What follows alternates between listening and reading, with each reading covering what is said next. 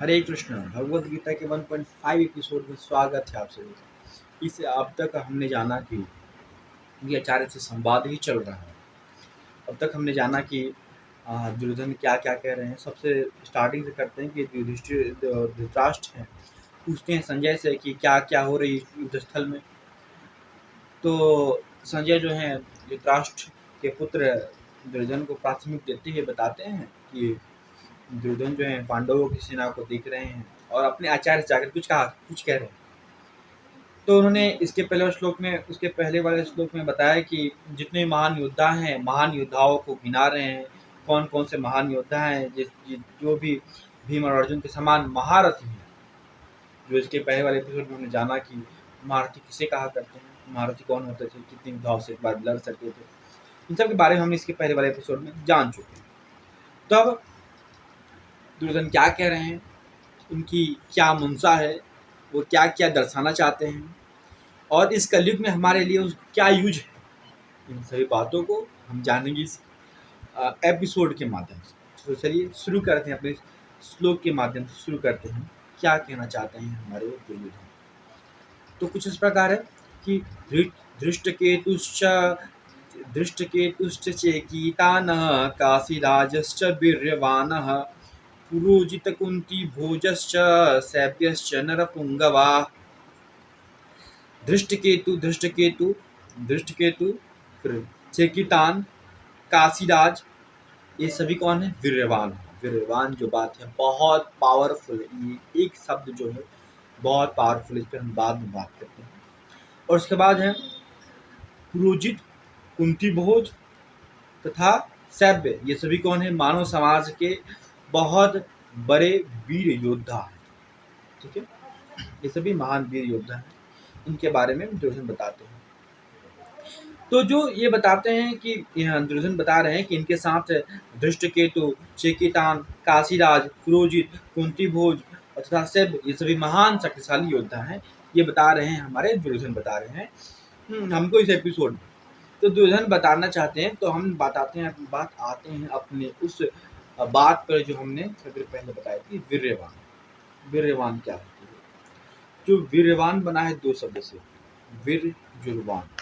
वान का अर्थ होता है पावर, शक्तियाँ, और वीर का मतलब होता है स्पर्म, जो हम सब जानते हैं।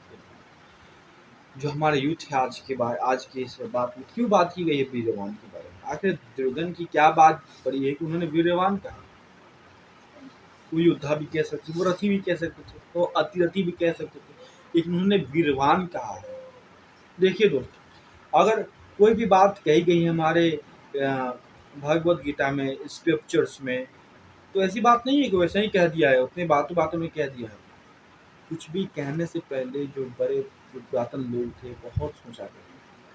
हमारे से नहीं थे कि कुछ भी कह के निकल गए। हम लोग कुछ भी कहते हैं और निकल जाते हैं, अपनी बातों को कह के निकल जाते हैं। हम ये नहीं सोचते हैं कि उस पर दूसरों का क्या इम्पैक्ट होगा।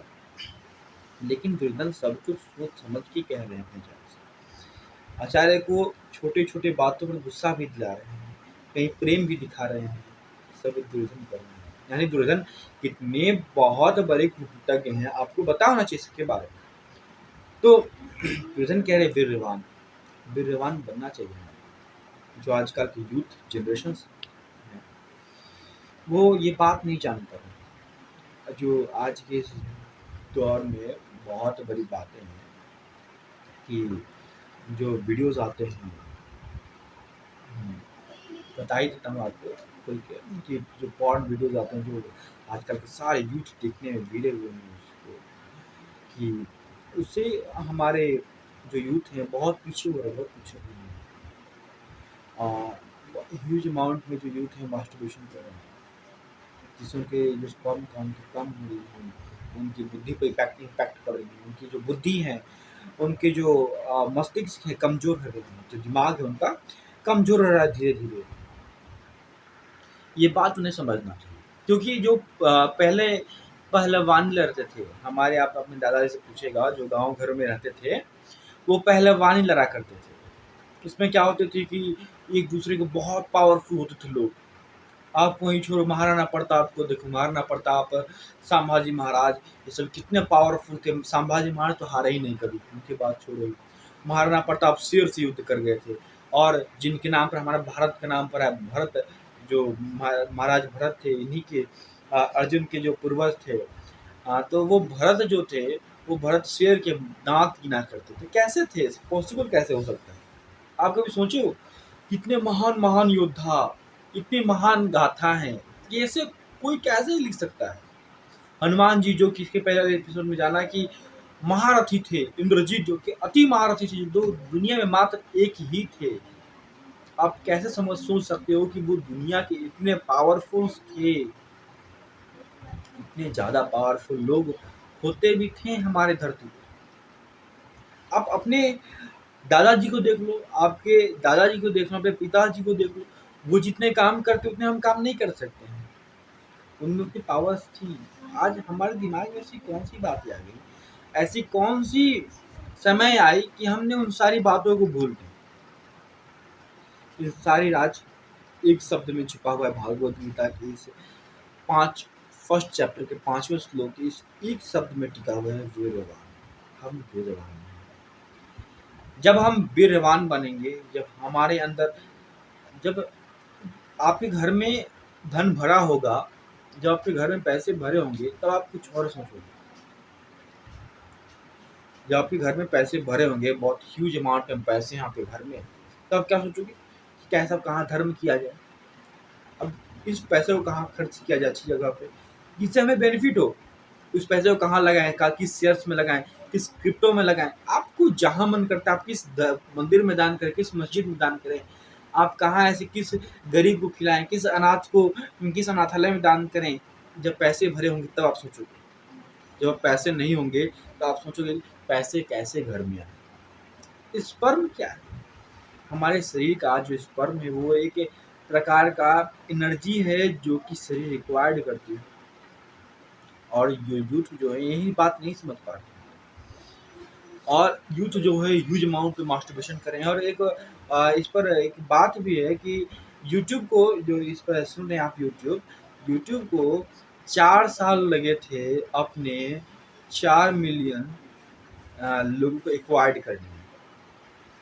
और जो पॉर्न हब, जो कि हब है बहुत बड़ा अपने आप में, जिसे सब कोई जानता है इसके बारे में, इसीलिए हम खुल के बात कर रहे हैं। सभी जानते हैं, ऐसे नहीं है कि आप तो छुपे हुए हो, आप शर्मा गए हो, आप लाज खा रहे हो। ऐसी बात नहीं है कि कोई नहीं जानता है, सभी जानते हैं इन बातों को।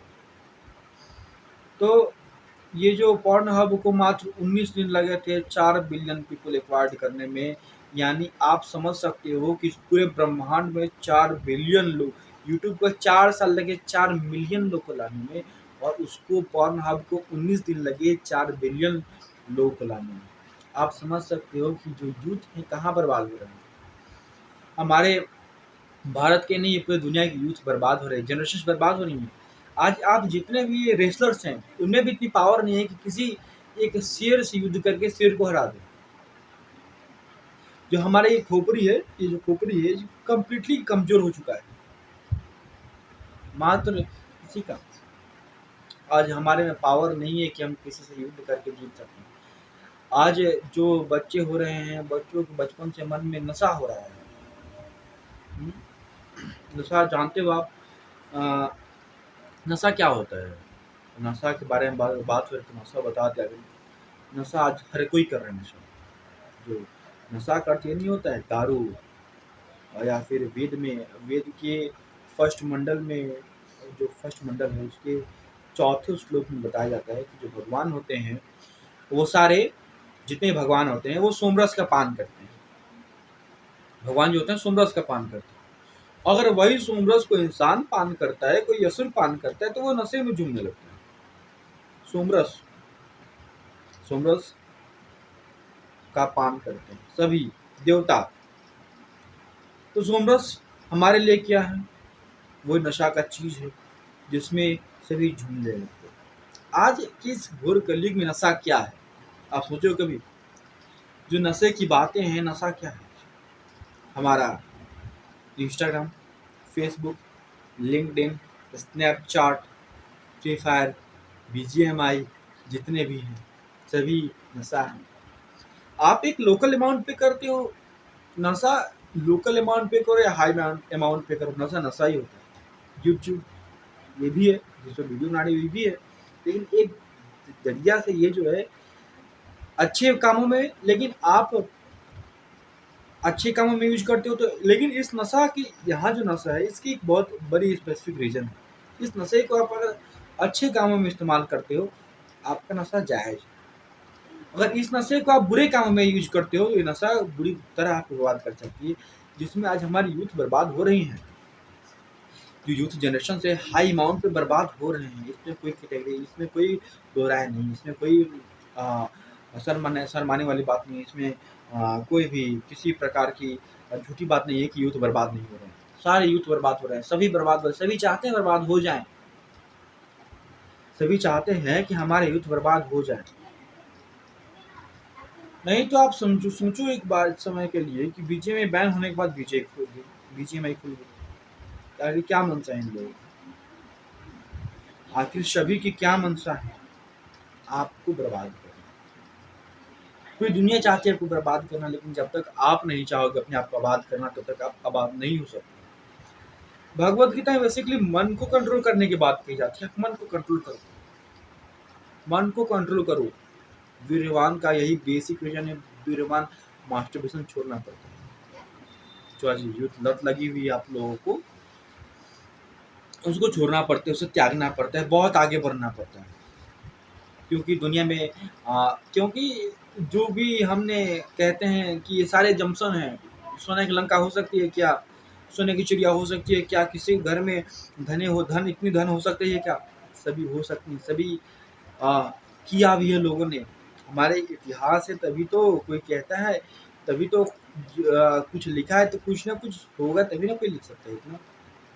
आप एज्यूम करके देखो कि एक ऋषि है जो है इस पूरी दुनिया की मोस्ट पावरफुल, एक महर्षि हैं, इस पूरी दुनिया के मोस्ट पावरफुल जगन्नाथ जो है, जो जगत के नाथ हैं, जो विश्व के नाथ हैं, जो विश्व के परम पिता परमेश्वर हैं, भगवान श्री कृष्ण के, भगवान श्री कृष्ण जिसके अवतार हैं, महान विष्णु, भगवान विष्णु के जाके छाती पे लात मारते, जाके सीने पे लात मारते हैं वो ऋषि। आप समझ सकते हो इस ऋषि में कितनी पावर कहाँ से वो पावर्स आती हैं।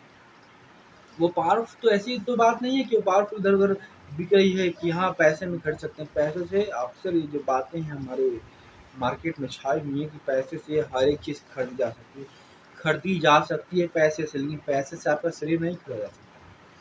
पैसे से आपके शरीर की पावर नहीं खरीद जा सकती है। आपका शरीर, आपका सबसे पहले, आपका जो शरीर है आपका सबसे पहले प्राथमिक है। हेल्थ इज वेल्थ कहा जाता है ना इंग्लिश में, हेल्थ इज वेल्थ कहा जाता है। अपनी बारे में हम जब तक नहीं सोचेंगे तब तक कैसे हम सोच सकते हैं कि वीर्यवान हो जाएंगे। जो महारथी थे ऐसे ही नहीं थे जी कि भाई भगवान जी तो, हनुमान जी तो भगवान के रूप थे, भगवान शंकर के 11 रुद्र थे, इसलिए में पावर्स नहीं थी, ऐसी नहीं थी। किसी को कोई चीज़ मिला है तो वो उसके परिश्रम के चलते ही मिला है।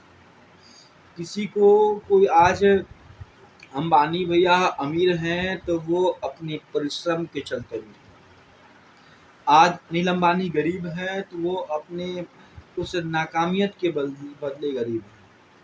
आज कोई इंसान ऊपर उठता है तो उसके पीछे उसकी संघर्ष होती है, उसकी मेहनत होती है, उसकी पावर्स होती हैं। वो जितने भी मेहनत करता है उसके बाद ही वो इंसान ऊपर उठता है, ना कि 1 मिनट की बातें फिलॉसफी झाड़ना सबको आती है। 1 मिनट की जो फिलॉसफीज होती हैं सभी देख के मोटिवेशन देके चल जाते हैं। हम भी वही कर रहे हैं, आपको मोटिवेशन देके निकल लेंगे, लेकिन सुधरना आपको है, संभलना आपको है, मन को कंट्रोल करना है। यही श्लोक दुर्योधन बता रहे हैं कि बता रहे हैं कि धृष्ट केतु सचेकितान काशीराज वीर्यवान, सभी वीर्यवान है। महासुवेशन छोड़ना पड़ेगा, बता रहे हैं ये वीर्यवान है, वीर्यवान बनना पड़ेगा। तो ऐसा नहीं ना था कि जो अकबर थे, अकबर का भी सोचो कि सुने हो कि अकबर, बाबर, हुमायूं कभी शेर से युद्ध करके शेर को मार दिए हो? कभी सुने हो आप कि जो शाहजहां थे कि 5 शेरों को एक बार में युद्ध में हराए थे? कोई सुने हो? कभी सुने हो आप कि जो हमारे क्या कहता है ये महान थे, क्या नाम था, औरंगजेब अपने कांधे पर घोड़े को उठा लिए थे? कभी सुने हो? नहीं सुने। क्यों नहीं सुने हो? तो सभी जो थे ये हमारे वीरवान थे। कौन थे? महाराणा प्रताप शेर से युद्ध कर गए थे। छत्रपति शिवाजी महाराज सीधे बाघ से युद्ध कर गए थे, सीधे बाघ को मार गिराए थे। कौन था उनसे युद्ध करने वाला? क्यों था? ये अभी की बात है, हमारे 5 साल पहले की बात है। और वो हमारे एक कैटेगरी है। और उनकी तो बात छोड़ ही दो, हनुमान की बात छोड़ ही दो, वो कितने पावरफुल होंगे। हनुमान जी लोग की बात छोड़ ही दो, अर्जुन, इनकी बात हटा दो, वो कितने पावरफुल थे। तो दुर्योधन बता रहे हैं हमें वीरवान बनना पड़ेगा। जब तक वीरवान नहीं बनेंगे तब तक हम दुनिया के किसी भी बातों में नहीं आ सकते। दुनिया चाहती है हमें उलझाना। जो एक बात आई है, जो एक दुनिया के ऊपर एक हब आई है बहुत बड़ी, ये जो बिजनेस के ट्रेडिंग में कुछ भी लोगों को घुसा दे रहे हैं, कुछ भी हो जाए, कुछ भी बिजनेस है, कुछ भी बिजनेस है, कुछ चल जाए, जो भी चल जाए बिजनेस है, जो भी धंधा चल रहा है आपका वही बिजनेस है, वही सारा सब कुछ धंधा है। सब कुछ आपके लिए हो रहा है कि आप कैसे अपनी ज़िंदगी को जियो और किस तरह से आपके बदले वो पैसे कमाएँ। सभी वो ना पैसे कमाने के लिए वो पैसे कमा लेंगे, अपना ऐश करेंगे, अपना काम धंधा खत्म, उनका काम धंधा खत्म। लेकिन बर्बाद तो आप हो रहे हो ना। आपको सोचना पड़ेगा, आपको सँभलना पड़ेगा। जिस दिन आप सँभल जाओगे, सच में दुर्योधन का सपना पूरा होगा। भगवान श्री कृष्ण का नहीं, दुर्योधन का सपना पूरा हो जाएगा। किसी का तो सपना पूरा होगा ना। दुर्योधन कह रहे हैं वीरवान बनो, दुर्योधन खुद कह रहे हैं वीरवान, ये सारे वीरवान हैं। भले ही दुर्योधन कितने छली कपटी हैं, उससे कोई मतलब नहीं है। बुरे हैं, उससे हमें क्या, दुर्योधन बुरे होंगे या अच्छे होंगे, हमें कुछ तो दे तो नहीं देंगे। लेकिन दुर्योधन बता रहे हैं वीरवान बनो, आप वीरवान बनो। बहुत बड़ी बात है। जिस दिन से आप में पावर्स एक्वायर करने की क्षमता आ जाएगी, वो सारे पावर्स आ जाएंगे, माँ कसम सच में बोल रहा हूँ, आप सभी दुनिया के पावर्स होंगे, पावरफुल होंगे। सो धन्यवाद, फिर मिलते हैं नेक्स्ट एपिसोड।